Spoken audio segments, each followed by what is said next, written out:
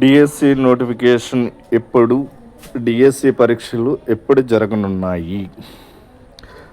DSC file CM వద్ద, అసెంబ్లీలో మంత్రి నారా లోకేష్. వయోపరిమితి గురించి నిర్ణయం మేరకే డిఎస్సి నోటిఫికేషన్ అనేది విడుదలవడం జరుగును. జూన్ కల్లా టీచర్ పోస్టుల భర్తీ. శాసనసభలో మంత్రి లోకేష్ ఉపాధ్యాయులపై తప్పుడు కేసులు ఎత్తేస్తామని వెల్లడి.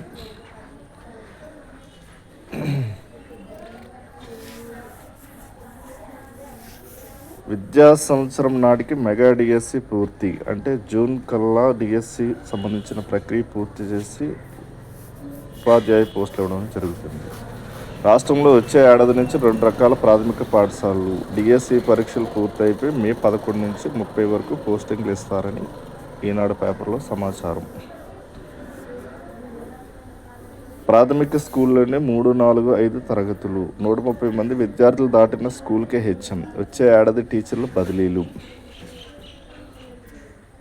ఖచ్చితంగా డిఎస్సి నోటిఫికేషన్